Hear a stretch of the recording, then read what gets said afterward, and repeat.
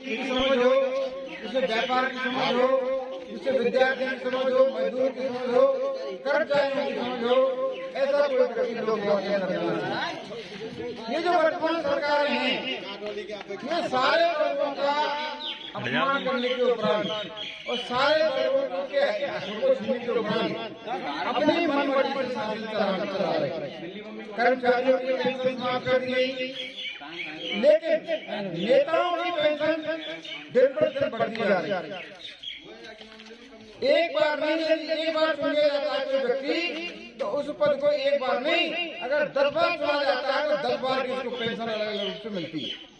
किसानों के अधिकार छीने जा रहे हैं, किसानों की कोई बात सुनने वाला नहीं है, किसानों को दिल्ली जाने की जरूरत नहीं जा रहा है।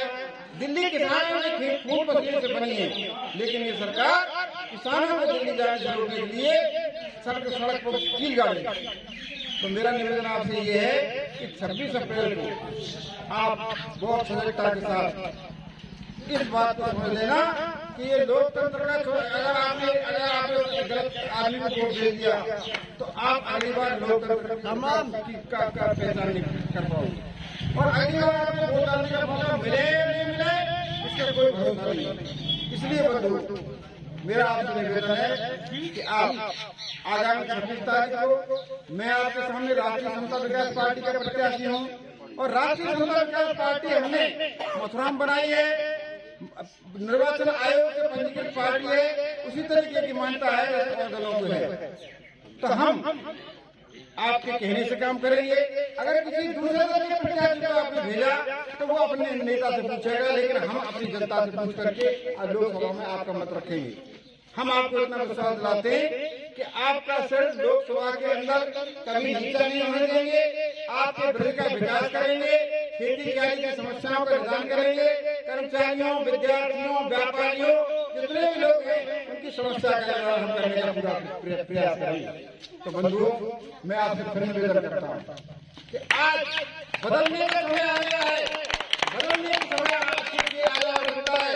ये सरकार बेचने को कहा हुआ है, इन्होंने रेल बेच दी, इन्होंने भेड़ बेच दी, इन्होंने तेल बेच दिया, इन्होंने सरकारी संस्थान बेच दिया, इन्होंने हवाई अड्डे बेच दिए। तो ये तो बेचने के आदमी हैं, ये देश को बेचने के लिए आदमी है। और किसानों के अहित में इन्होंने 3 कानून बनाए, 7.5 किसानों की शहादत हुई, इसके बाद इन्होंने उन कानून वापस लिए, और अगर सही होगी चल जाती तो ये कानून अगर लागू हो गए तो आप फिर से बाहर हो जाते।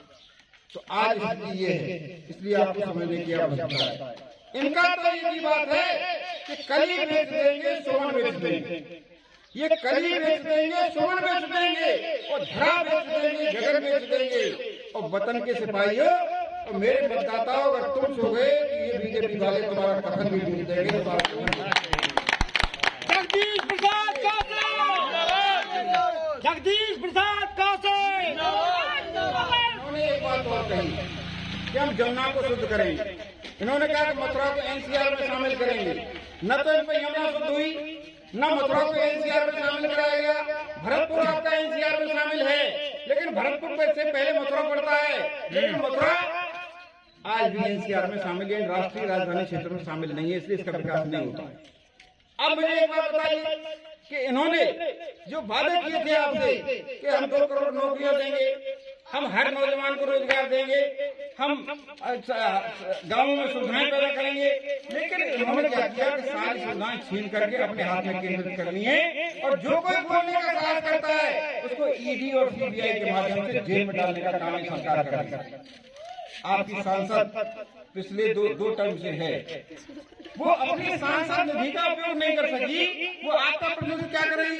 वो आप उसकी छाया नहीं दे सकते, उसकी शक्ल देखना तो दूसरी बात है। तो ऐसी स्थिति में बंधुओं, आज बदलने की आवश्यकता है।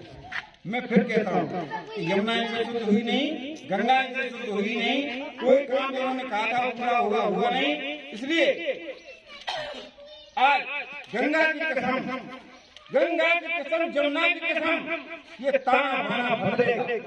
मेरी बात को नोट करने में, ताना बाना बदलेगा। सतलज की जवानी बदलेगी और झीलम की जवानी बदलेगी। कुछ तुम बदलो, कुछ हम बदले, फिर सारा जमाना बदलेगा, फिर सारा जमाना बदलेगा। इसलिए फिर आपसे निवेदन करता हूँ कि आगामी 26 तारीख को आप मेरे चौथे निशान पर जो तुरही का चुनाव निशान है उस निशान के सामने के बटन पर दबा करके यदि आपने मुझे लोकसभा भेजा तो मैं आपका सिर लोकसभा के मत में भेजूंगा और आपको हर प्रकार का विकास आपको करते रहूंगा। इतनी बात करके अपनी वाणी को विराम देता हूँ।